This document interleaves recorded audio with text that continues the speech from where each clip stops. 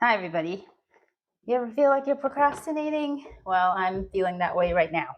Even though in reality, I'm not. I have plenty of time still, or I have just the right amount of time. Right now, I'm talking about my potatoes, or not my potatoes, my sweet potatoes, particularly.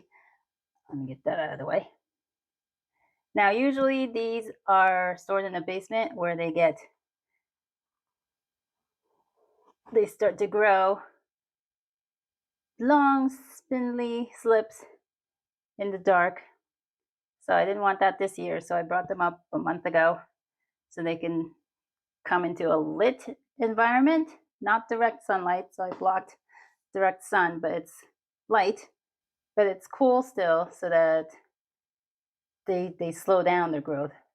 So I'm really happy with how they're going, particularly the potatoes. Now that these still have a couple of weeks before I put them in the ground. So I'm going to leave them right where they are. But for now, we are going to start processing the sweet potatoes for sweet potato slips. So I've even had the soil prepped days ago.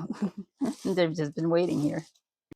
So I only saved a couple because you get a pretty good amount of slips. Granted, it's a good potato. You get a fair amount of slips from just one. Um, so I had three. I think I'm going to need more soil. So this hasn't started. Maybe right there. This one has a good number of slips coming up. Oops. And this other long one doesn't show any, but hopefully they're still really hard, rock solid potatoes. That's not going to fit. All right.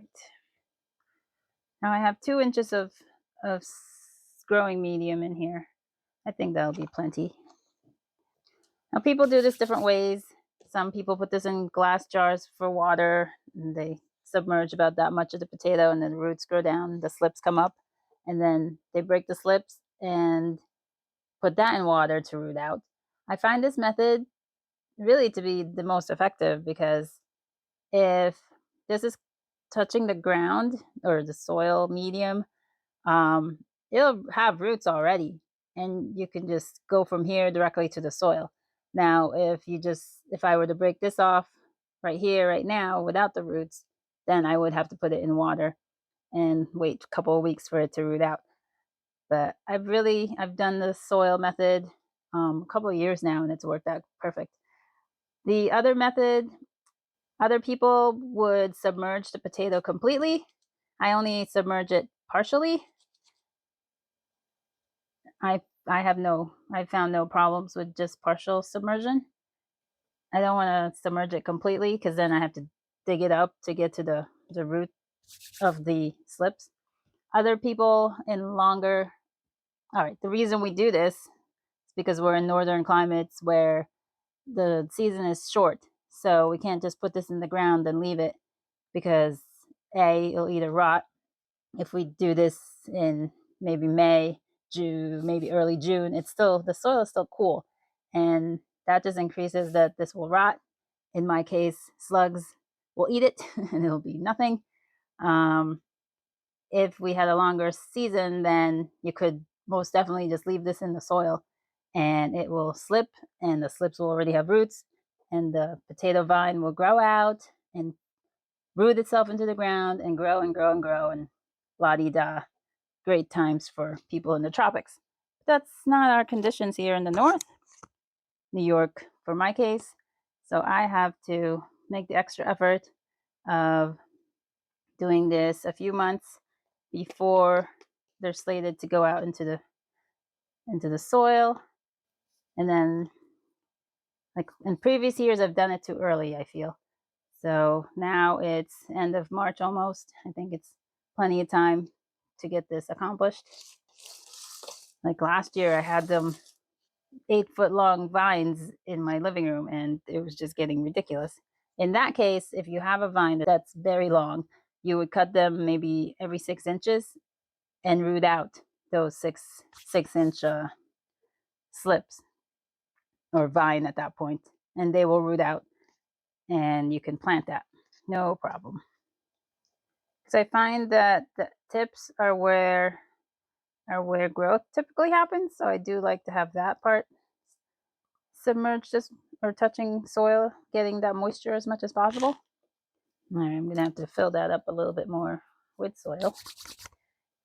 Now, as far as our potatoes are concerned, I will be taking this, making it in smaller pieces once I plant it out, so that, I don't know, there's many camps, but some say keep it big and get bigger potatoes. Some say you only need, just a little piece around the the sprouts here, the shoots.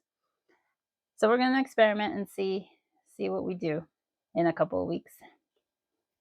Now, more importantly than anything is that this gets ample moisture and sunlight or light and warmth.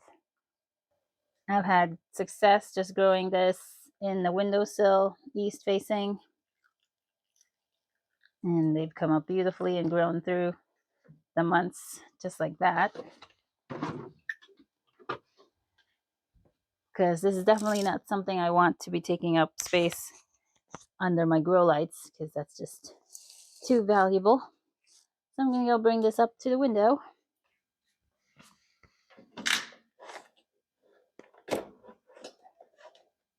Well, honestly, that took all of less than 10 minutes. I don't know what I was freaking out about. Sometimes we really get into our heads too much. So don't do that. Well, I hope I encouraged you to start your own sweet potatoes. Sow well, harvest more. Bye.